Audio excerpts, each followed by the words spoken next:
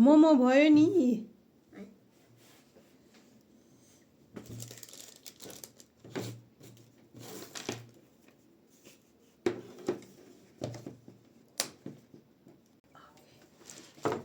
Hello hi नमस्ते म चाहिँ मोमो खानु लागेको छु कस्तो मोमो छ त फेरि वान सेतो वान कालो छ वान व्हाइट वान ब्ल्याक नमस्ते वेलकम छ मेरो युट्युबमा हजुरहरूलाई मेरो थुक्पा पनि छ यहाँ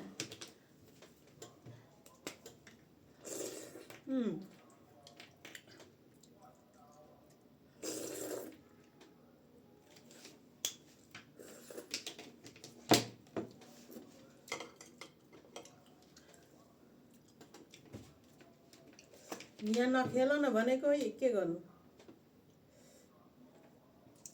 यहीँ खेल्नु पर्ने रे म चाहिँ सन्चो नभएर है रिङ्गटा लाग्नु चाहिँ कम भएको छ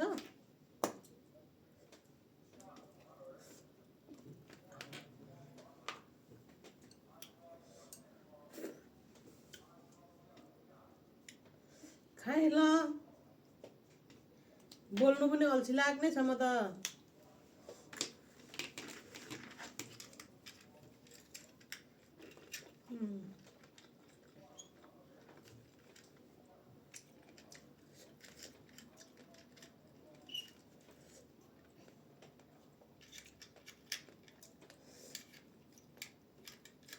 वान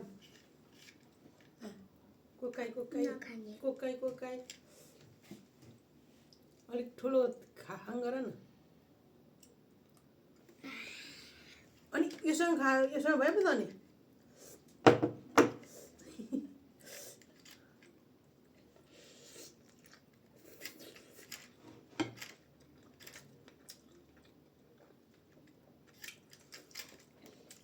यो मोमो चाहिँ उसको होला के अरे श्रिम झिन्जे माछा छ के झिन्जे माछा चाहिँ मन पराउँदैन नि त यसले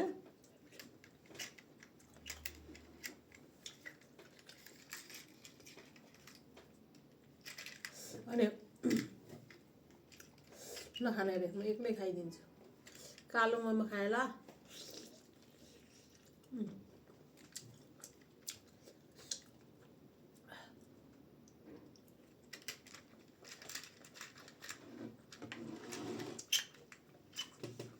यो खाइसक्नु पर्छ पहिला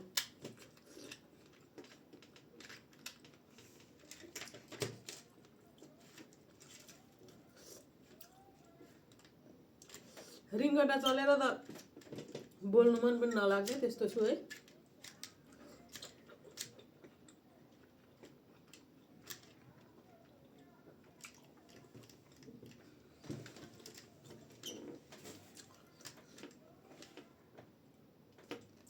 च्याउमा गएर च्याउको भिडियो मजाले च्याउ नसिद्धिन्जेलसम्म च्याउको भिडियो देखाउनु भनेको त च्याउ कुमारीले रिङ्गटा चलेर हिँड्नु भयो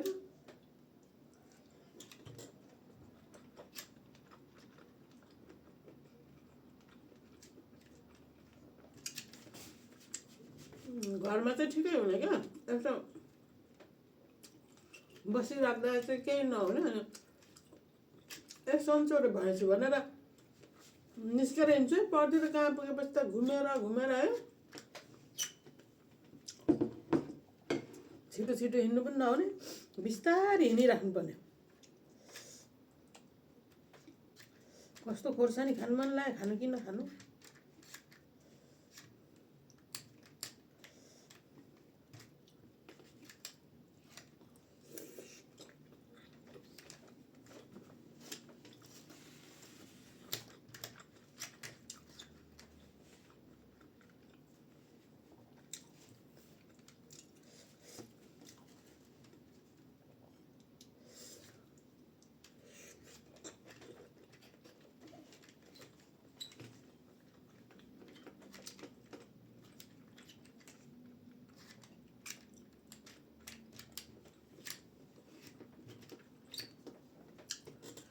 म त मोमो थुक्पा रेडी गरेको त मोमो नै खान नसक्ने भएँ। थुक्पा त अनि त्यतिकै भयो नि।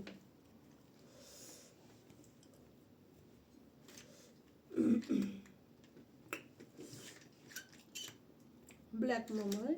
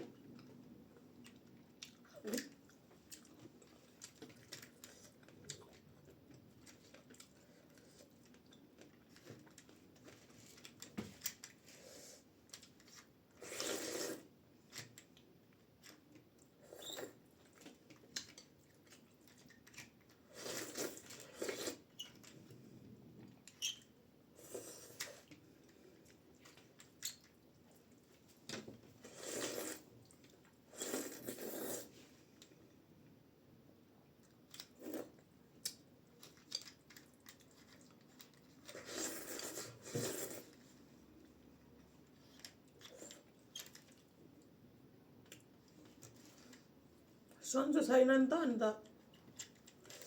रिङ्गटा चाहिँ चल्नु छोडेको छ तर कहाँ टाउको भित्र अझै पनि कस्तो के छ जस्तो भइरहेछ।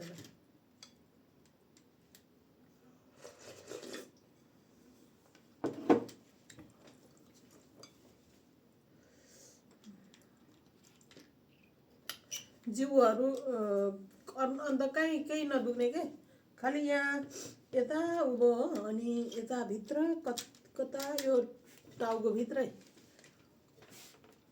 के छ जस्तो लाग्ने अनि त्यहाँबाट रिङ्गटा लाग्ने है। अझै त्यस्तो रिङ्गटा चाहिँ लागेको छैन। हिजो त्यो उस थेरापी गर्यो यहाँ देखाउनु मिल्दैन पछाडि छ कस्तो दाग बसेको छ भने पानी फोका जस्तो निस्केको छ त्यसबाट है। अनि त्यो चाहिँ त्यो पानी फोकाहरू निस्किँदा चाहिँ त्यो भित्र त हावा चाहिँ माथि पास हुनु नसकेर अरे भन्दो रहेछन्। अनि त्यही भएर म चाहिँ 1 हप्ता हुनु आँटिसक्यो काममा पनि गइने है। काम गर्दा गर्दै अब कस्तो गाह्रो भएर है कति बेर बेकारमा आएछु काम गर्नु जस्तो भएर त्यस्तो हुँदै आज चाहिँ घरमै छु, घरमै बसिराखेको छु। त्यही भएर च्याउको भिडियो ल्याउनु पाइनँ। च्याउको भिडियोले नाक लागिराखेको होला त्यही पनि ल्याउँछु भन्ने सोचाइ थियो। कुन च्याउ कस्तो पलाउँदो रहेछ भनेर त्यो त जानै पाइनँ। च्याउहरू पनि सिद्धियो कि केही थाहा छैन। चिसो भएर हावाले फेरि मेरो खोर्सानी भित्र उलाउनु पर्ने चिसो छ आधा मरिसक्यो होला। हावा नचले त चिसो हुँदैन कि हावा चल्यो भने त आम्मामा हावाले कम त चिसो बनाउँदैन। घाम त लागिरहेछ नि के काम नि घामको। लु म चाहिँ सन्चो भयो त खाइसक्थेँ है खाइन यति उबारे थुक्पा पनि उबारे।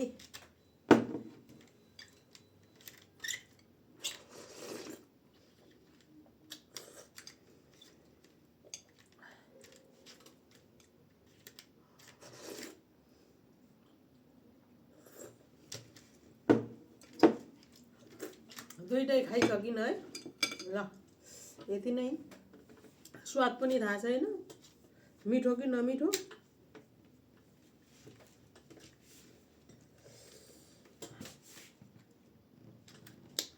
मलाई यस्तो हुनु थालेको बेलामा पनि हल्का रिङ्गटा घरिघरि लाग्ने जस्तो भइरहेको थियो क्या चक्कर लाग्ने जस्तो भइरहेको थियो। त्यो बेला पनि त्यो चाइनिज बाउजी बिग मोमो बनाएको थियो है। अनि मैले भिडियो बनाउनु पनि मन लागेन है, मैले बनाएको होइन, बनाइसकेको थिएँ। अनि म घरमा आइपुग्दा त धुमधाम बनाउँदै थिएँ आमा छोरी भएर। मेरो आमाजू र मेरो सासु आमाले बनाउँदै थिए, म त आएँ अनि त्यतिकै बसेँ। अनि अरू बेलामा त भिडियो बनाउनु रहर लाग्छ नि होइन, जागर चल्छ नि, भिडियो बनाउनु पनि मन लागेन है, खानु मन पनि लागेन। खानु चाहिँ खाएँ। मेरो सासूले म बसेकै ठाउँमा ल्याएर मिठो छ कि छैन चाख्न भन्दै एउटा एउटा ल्याउँदै दिँदै गरिदियो। अनि जागरै चलेन, त्यही बेलादेखि सुरु चाहिँ भएको रहेछ। रिङ्गटोला चले जस्तो चाहिँ हुन्थ्यो घरिघरि। अनि 1 हप्ता जति भइसक्यो, ठिक नै हुँदैन त। म चाहिँ प्रेसर लो होला भनेर अनि प्रेसर पनि ठिकै छ।